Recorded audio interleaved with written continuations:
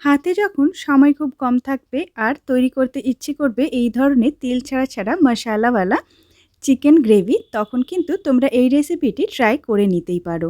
Hello everyone, আমি তনুশ্রী। আমার channel easy cooking with তনুশ্রীতে তোমাদের প্রত্যেককে স্বাগত। দেখো, আজকে আমি দারুণ স্বাদের একটি চিকেন তোমাদের রান্না করে দেখাবো। আর রান্না করে নেব একদমই সহজ পদ্ধতিতে। স্বাদটাও হবে অন্য সাধারণ চিকেন কারির থেকে একটু ভিন্ন। চলো দেখে নিই কীভাবে তৈরি করছি। প্রথমেই দেখো 1.5 ইঞ্চি পরিমাণ আদা আমি এখানে নিয়ে নিয়েছি টুকরো করে কেটে। 10-12 কোয়া রসুন নিয়েছি।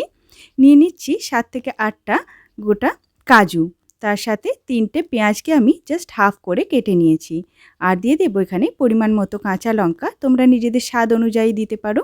আর অবশ্যই দিয়ে দিতে হবে বেশ কিছুটা ধনেপাতা। সমস্ত কিছুকে সুন্দরভাবে আমি মিক্সিতে পেস্ট করে নেব। পেস্টটা আমার তৈরি হয়ে গেছে, মশলাটা সাইডে রেখে দিচ্ছি। এখানে 1 কেজি চিকেনকে আমি বড় বড় চাপে কেটে নিয়েছি। তোমরা ছোট পিসগুলোও ব্যবহার করতে পারো। এর মধ্যে দেখো হাফ লেমন জুস আমি দিচ্ছি। ফ্রেশ লেমন জুস দিলে চিকেনটা কিন্তু অনেকটাই ফাইবারটা ভেঙে যাবে আর ভিতরটা জুসি থাকবে। আর দেখো হাফ কাপ পরিমাণ টক দই এর মধ্যে দিয়ে দিলাম। সমস্ত মশলাটাই এর মধ্যে আমি মাখিয়ে নেব, তাই এটাও সম্পূর্ণটা দিয়ে দিচ্ছি। দিয়ে দেব পরিমাণ মতো নুন, বা 1 চামচ পরিমাণ নুন এখানে আমি ব্যবহার করেছি। আর দিয়ে দিচ্ছি 1 চামচ পরিমাণ জিরে গুঁড়ো। অবশ্যই দিয়ে দেব 1 চামচ পরিমাণ ধনে গুঁড়ো। আর এখানে কালারের জন্য আমি কাশ্মীরি মির্চ ব্যবহার করছি, তবে তোমরা ঝাল লঙ্কার গুঁড়ো ব্যবহার করতে পারো যদি তোমরা পছন্দ করো। আর অবশ্যই দিতে হবে কিছুটা গোলমরিচের গুঁড়ো। সঙ্গে থাকছে কসুরি মেথি পাতা। মেথি পাতাটাকে এইভাবে হাতের সাহায্যে ক্রাশ করে তারপর দেবে। সমস্ত মশলাগুলোকে একসাথে ভালোভাবে চিকেনটার সঙ্গে ম্যারিনেট করে নিতে হবে।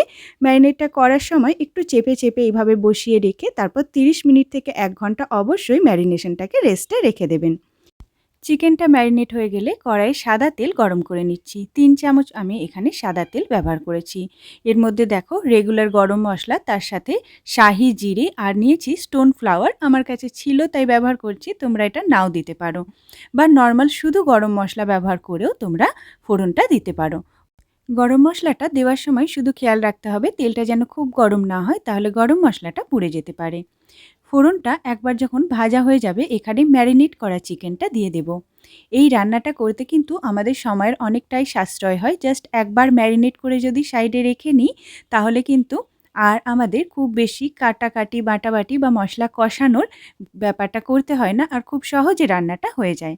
দেখো রান্নাটাকে আমি জাস্ট হাই ফ্লেমে 3 থেকে 4 মিনিট একটু হাই ফ্লেমে কষিয়ে নিয়েছি। তারপর চাপা দিয়ে দেব আর গ্যাসটাকে লো টু মিডিয়ামে পুট করে দেব। 3-4 মিনিট পর পর মাঝে মাঝে একবার করে ঢাকাটা খুলবো আর উল্টে পাল্টে দিয়ে চিকেনটাকে আমি কষাবো। খুব বেশি নাড়াচাড়া করে কষানোর প্রয়োজন নেই, জাস্ট একবার করে চাপা দিয়ে দেবে আর এইভাবে উল্টে পাল্টে কষালেই আস্তে আস্তে দেখবে সুন্দরভাবে তেলও ছেড়ে দেবে, চিকেনটাও ভালোভাবে কষানো হয়ে যাবে। চিকেনটা খুব ভালোভাবে অবশ্যই কষিয়ে নিতে হবে, তা না হলে কিন্তু চিকেনের জুসি ভাবটা আসবে না।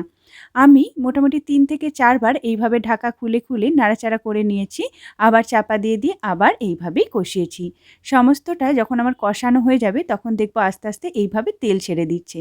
যখন দেখবো এইভাবে মশলা থেকে তেল ছেড়ে দিয়েছে আর চিকেনগুলো সুন্দরভাবে সিদ্ধ হয়ে আসছে আর ভালো একটা কষানো সুগন্ধ এসছে, তার মানে আমাদের মশলাটা একদম সুন্দরভাবে কষানো হয়ে গেছে। এরপর এখানে পরিমাণ মতো জল দিয়ে দিলাম। যেহেতু গ্রেভি স্টাইল করব, খুবই অল্প পরিমাণে জলটা দিলাম। একবার যেহেতু চাপা দিয়ে দিয়ে কষিয়েছি, চিকেন সিদ্ধ হতে খুব বেশি সময় নেবে না, তাই খুব বেশি জল দিয়ে এটাকে ফোটানোর প্রয়োজন নেই। এইভাবে 3 থেকে 4 মিনিট আরও লো টু মিডিয়াম হিটে ফুটিয়ে নেব। তোমরা 5 থেকে 7 মিনিটও ফুটিয়ে নিতে পারো। আর ওপরে একটু গরম মশলার গুঁড়ো ছড়িয়ে আর কাসুরি মেথি ছড়িয়ে একবার হাই ফ্লেমে ফুটিয়ে নিয়ে তারপর চাপা দিয়ে স্ট্যান্ডিং টাইমে রেখে দেবো আর গ্যাসের ফ্লেমটাকে অফ করে দেবো। তাহলেই দারুণ স্বাদের এই চিকেন কারিটা একদম রেডি হয়ে যাবে।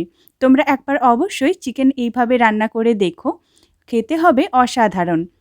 ফ্রাইড রাইস, পোলাও বা পরোটা বা লুচির সাথে যে কোনো কিছুর সাথেই এই চিকেনটা খেতে দুর্দান্ত লাগে। একবার অবশ্যই ট্রাই করো আর কেমন হয়েছে কমেন্টে জানাতে ভুলো না কিন্তু। আজকের মতো আসি, খুব তাড়াতাড়ি আবার চলে আসবো। Thanks for watching.